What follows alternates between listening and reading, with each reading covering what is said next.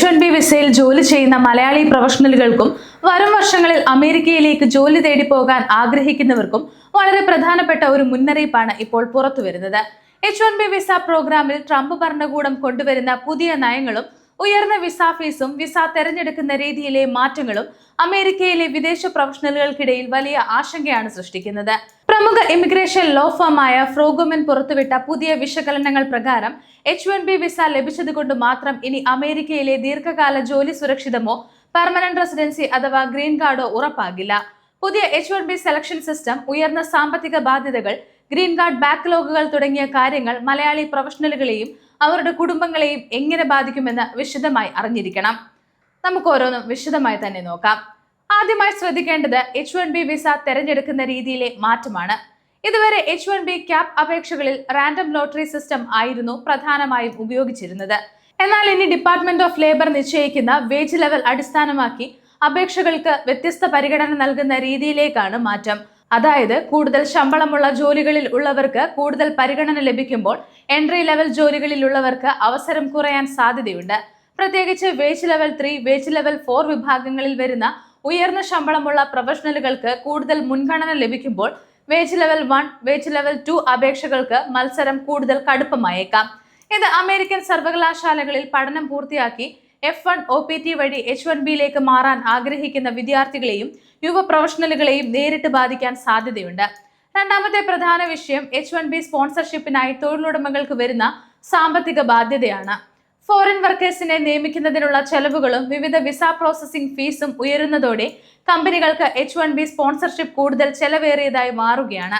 ഇതിന്റെ ഫലമായി ചില IT കോർപ്പറേറ്റ് കമ്പനികൾ ലോക്കൽ വർക്കേഴ്സിന് കൂടുതൽ മുൻഗണന നൽകാൻ ശ്രമിക്കുന്ന സാഹചര്യം ഉണ്ടാകാം. പ്രത്യേകിച്ച് വിദേശത്തു നിന്നും നേരിട്ട് H1B ജീവനക്കാരെ നിയമിക്കുന്നതിലും കൂടുതൽ നിയന്ത്രണങ്ങളും ചെലവുകളും വരുന്നത് കമ്പനിയുടെ റിക്രൂട്ട്മെന്റ് ബജറ്റിനെ ബാധിച്ചേക്കാം. വലിയ കമ്പനികൾക്ക് ഈ അധിക ചെലവ് കൈകാര്യം ചെയ്യാൻ കഴിയുമെങ്കിലും ചെറുകിട ഇടത്തരം കമ്പനികൾക്ക് H1B സ്പോൺസർഷിപ്പ് നൽകുന്നതിൽ നിന്ന് പിന്നോട്ടു പോകാനുള്ള സാധ്യതയുണ്ട്. H1B പ്രൊഫഷണലുകൾ ഏറ്റവും കൂടുതൽ ശ്രദ്ധിക്കേണ്ടത് ഇവിടെയാണ്. H1B ഒരു നോൺ ഇമിഗ്രന്റ് വിസ സ്റ്റേറ്റസ് ആണ്. അത് സ്ഥിരതാമസത്തിന് തുല്യമല്ല. H1B ലഭിക്കുന്നത് അമേരിക്കയിൽ ഒരു നിശ്ചിത കാലത്തേക്ക് ജോലി ചെയ്യാനുള്ള അവസരമാണ്. എന്നാൽ ഗ്രീൻ കാർഡ് നേടാനുള്ള വഴി വേറെയാണ്. പ്രത്യേകിച്ച് EB2, EB3 employment based green card വിഭാഗങ്ങളിൽ ഇന്ത്യക്കാർക്ക് വലിയ ബാക്ക്ലോഗുകളാണ് ഉള്ളത്. ഇത് പലപ്പോഴും വർഷങ്ങളോളം നീളുന്ന കാത്തിരിപ്പായി മാറുന്നു. H1Bയുടെ സാധാരണ 6 വർഷത്തെ കാലാവധി പൂർത്തിയാക്കുമ്പോഴും ഗ്രീൻ കാർഡ് പ്രയോറിറ്റി ഡേറ്റ് എത്തിയിട്ടില്ലെങ്കിൽ യോഗ്യതയുള്ള സാഹചര്യങ്ങളിൽ വീണ്ടും H1B എക്സ്റ്റൻഷൻ നടപടികളിലൂടെ അമേരിക്കയിൽ തുടരേണ്ടി വരും. ഇത് ആയിരക്കണക്കിന് ഇന്ത്യൻ മലയാളി പ്രൊഫഷണലുകൾക്കും അവരുടെ കുടുംബങ്ങൾക്കും വലിയ സാമ്പത്തികവും മാനസികവുമായ സമ്മർദ്ദമാണ് സൃഷ്ടിക്കുന്നത്.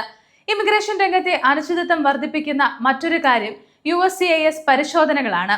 H1B അപേക്ഷകളിലും എംപ്ലോയർ കംപ്ലയിൻസിലും കൂടുതൽ പരിശോധനകൾ ഉണ്ടാകുന്ന സാഹചര്യമാണ് നിലവിലുള്ളത്. FDNS ഉദ്യോഗസ്ഥരുടെ സൈറ്റ് വിസിറ്റ് വർദ്ധിക്കുന്നതും കമ്പനികളും H1B ജീവനക്കാരും കൂടുതൽ ജാഗ്രത പാലിക്കേണ്ട സാഹചര്യം സൃഷ്ടിക്കുന്നു. അതേസമയം H1B ജീവനക്കാരുടെ കുടുംബാംഗങ്ങൾക്ക് ലഭിക്കുന്ന H4 EAD പ്രോസസ്സിംഗിലും വൈകലുകൾ ഉണ്ടാകുന്നത് കുടുംബങ്ങളുടെ സാമ്പത്തിക സാഹചര്യത്തെയും ബാധിക്കാം. ഇത്തരം സാഹചര്യങ്ങളിൽ H1B വിസയിൽ ജോലി ചെയ്യുന്ന മലയാളികൾ ചില കാര്യങ്ങൾ നേരത്തെ തന്നെ ശ്രദ്ധിക്കണം. ഒന്നാമതായി, H1B ലഭിച്ചതിന് ശേഷം ഗ്രീൻ കാർഡ് പ്രോസസ് വൈകിക്കരുത്. യോഗ്യതയുള്ളവർ എംപ്ലോയറുമായി സംസാരിച്ച് PERM labour certification, form I-140 തുടങ്ങിയ നടപടികൾ എപ്പോൾ ആരംഭിക്കണമെന്ന് പരിശോധിക്കണം. ഗ്രീൻ കാർഡ് പ്രോസസ് നേരത്തെ ആരംഭിക്കുന്നത് പ്രയോറിറ്റി ഡേറ്റ് ലഭിക്കുന്നതിനും ഭാവിയിലെ ഇമിഗ്രേഷൻ പ്ലാനിങ്ങിനും പ്രധാനമാണ്.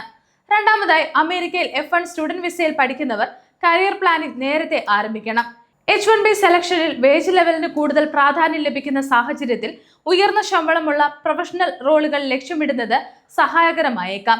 പ്രത്യേകിച്ച് നിങ്ങളുടെ വിദ്യാഭ്യാസ യോഗ്യതയ്ക്കും തൊഴിൽ പരിചയത്തിനും അനുയോജ്യമായ ഉയർന്ന സ്കിൽ ആവശ്യപ്പെടുന്ന ജോലികളിലേക്ക് ശ്രദ്ധ കേന്ദ്രീകരിക്കുക. മൂന്നാമതായി, H1B മാത്രം ഏക ആശ്രയമാക്കരുത്.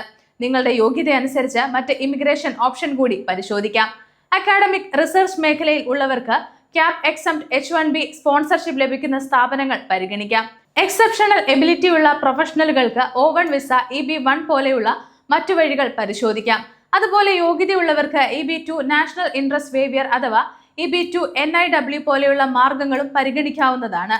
അമേരിക്കയിലെ H1B നയങ്ങൾ കൂടുതൽ കർശനമാക്കുന്ന സാഹചര്യത്തിൽ വെറുമൊരു H1B വിസ ലഭിച്ചതിൽ മാത്രം ആശ്രയിച്ച് ദീർഘകാല ഭാവി ആസൂത്രണം ചെയ്യുന്നത് മതിയാകില്ല. Visa status, employer sponsorship, green card process, priority date എന്നിവയെല്ലാം കൃത്യമായി മനസ്സിലാക്കി നേരത്തെ തന്നെ പ്ലാൻ ചെയ്യേണ്ടതുണ്ട്.